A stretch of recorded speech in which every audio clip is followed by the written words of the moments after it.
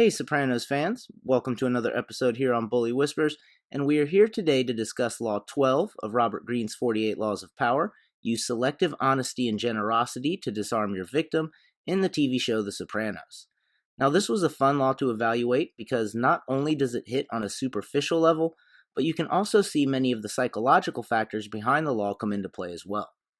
So in this episode, we will evaluate Law 12 by first examining it on a superficial level, as best shown through Tony and Carmela's relationship, before moving on to some of the more practical aspects of the law, as shown through Tony's relationships with Richie, Aprile, and Artie Bucco, then ending by looking into some of the deeper psychological aspects of the law, as demonstrated through Carmela's relationships with Father Intintola, Victor Musto, Furio Junta, and especially Robert Wegler, with whom she seems to be mutually participating, whether consciously or not, in kind of a Power Law 12 duel in action. The law as written is use selective honesty and generosity to disarm your victim, and we see this right away from Tony in the pilot episode. I'm on Prozac. Oh my God. I've been seeing a therapist. Oh my God. I think that's great. According to Greene, one sincere and honest move will cover dozens of dishonest ones and bring down the guard of even the most suspicious people, which Carmela certainly is.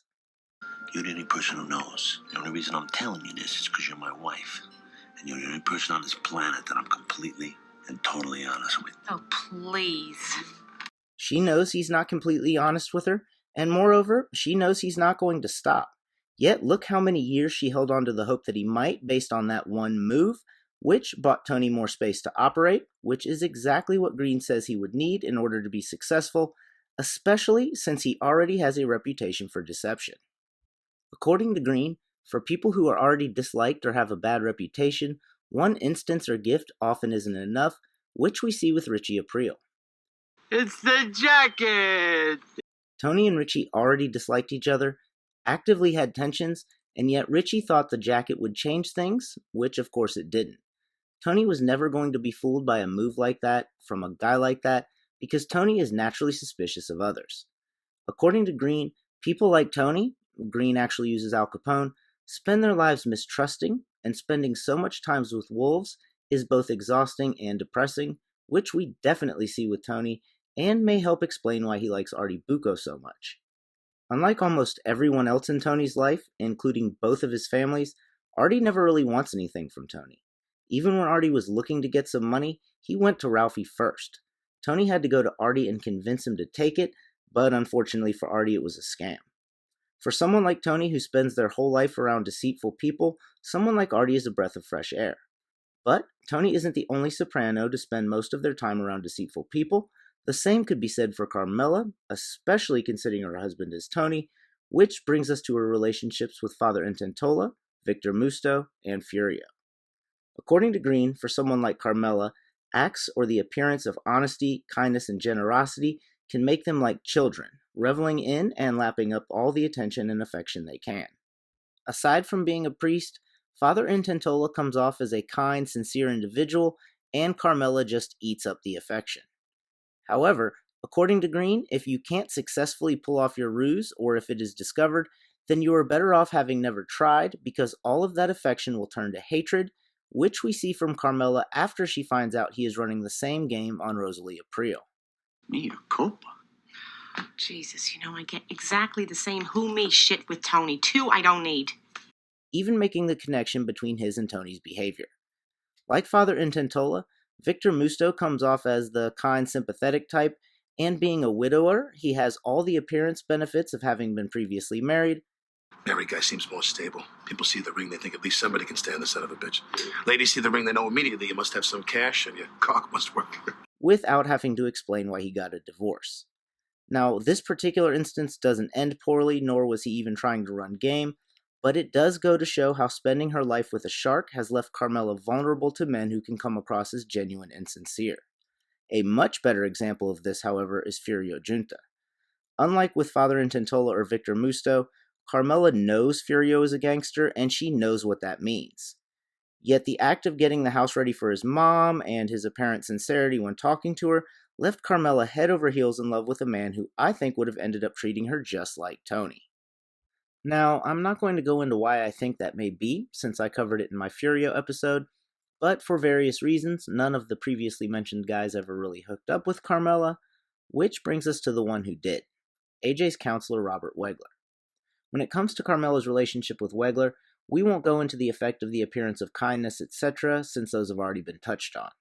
Rather, we will evaluate Law 12 and their relationship through the duel for each of them to get what they want by using two fundamental principles of the law, the idea of giving before you take, and that distraction is the essence of deception, both of which are closely related in this case.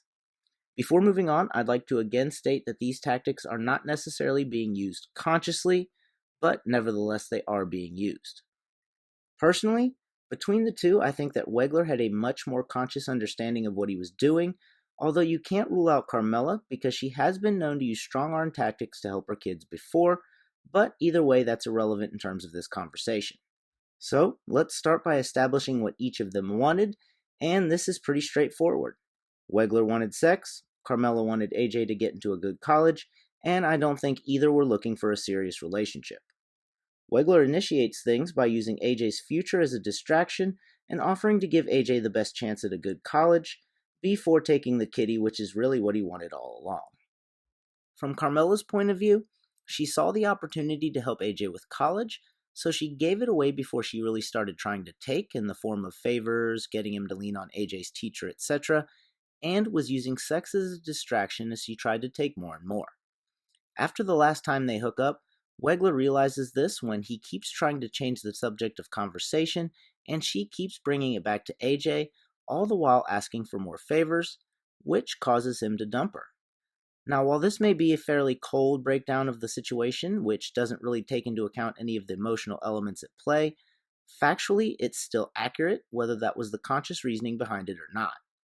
Similarly, if we take emotions out of it and evaluate the breakup simply through the principles of Law 12 mentioned, their respective reactions make sense. Wegler wasn't nearly as upset because he got what he wanted, but Carmela didn't.